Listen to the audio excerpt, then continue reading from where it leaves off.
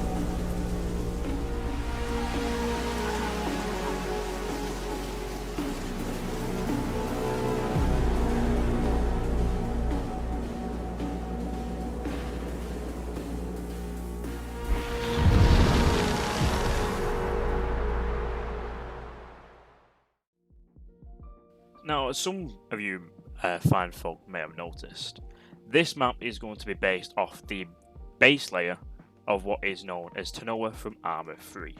And I believe there might have been Armed Assault DLC, I believe. Now, the map itself, as you can see, has been completely reworked to give a Namalsk-like vibe due to it being obviously Frostline. So they're going to bring that, by the looks of it, dynamic weather, some new stuff.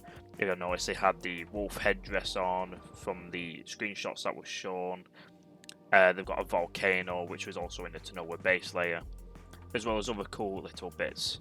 Now, what I'm going to show, obviously, if I've not already done it through edit, I'm going to put the Tanoa actual map on top, and you can see. Now, to answer the question that I did at the start is, what is Frostline? Now, Frostline is obviously going to be about Sakhal, which is what this map is now called.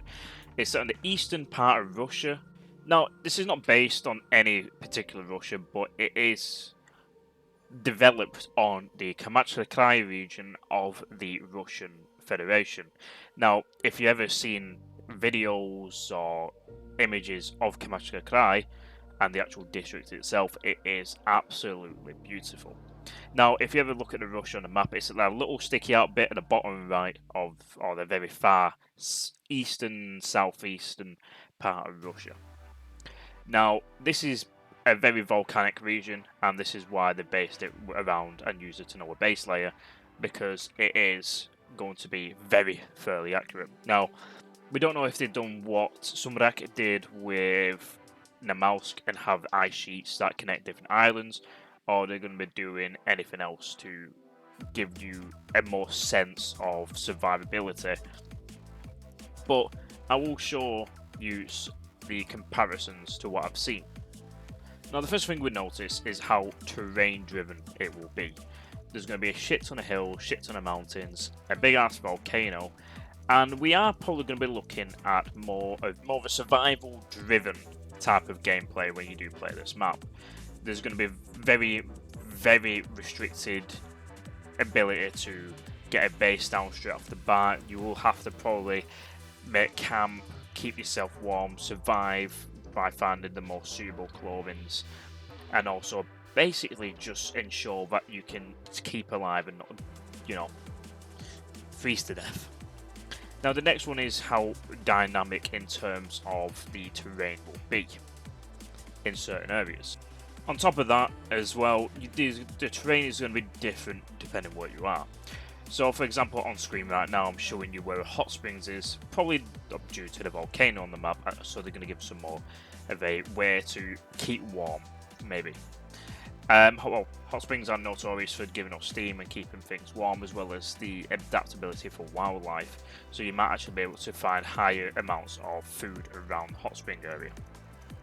Compared to that, then you've got the huge ass mountains with a volcano, and then you're going to have very thick snow driven areas, while other areas probably lack snow and is more of a desolate wasteland.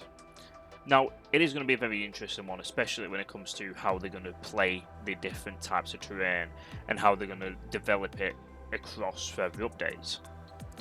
We've not seen anything just yet in terms of whether they are putting more military areas into the game and where they will be. But according to the old Tanoa map, there were 6 airfields. Now, I believe that in terms of the Tanoa, as given it's an 83 kilometers squared type of deal, they're probably talking more landmass is 83 kilometers squared. They're probably going to have more ice sheets on there, and they probably, if that's landmass, is now fully combined. Now, compared to obviously talking about the map itself, let's have a look at what we know is coming out with the update. The ice pick is probably looking to make a return. We're having red leather gloves. We're having some snow goggles. By the looks of it, we're maybe getting some more mass varieties, as well as the wolf headdress we saw earlier. Now, I'm unsure if they're going to bring any guns. I doubt they will, but given it's a new map, we might be treated to one. We know that the previous update, which is coming soon, the 1.25, we are getting the SV90, a sniper rifle that it will be chambered at 7.62 by 54, the same caliber as the mosin.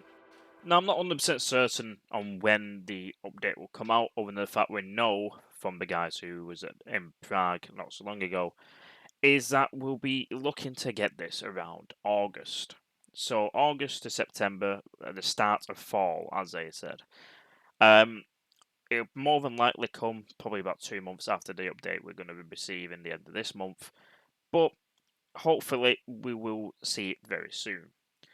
Now, I will make sure I link Warbo's Marx's video in the description just in case you guys want to see a more in-depth look into all this stuff. But apart from that, that is all from me. So I'll see you all very soon.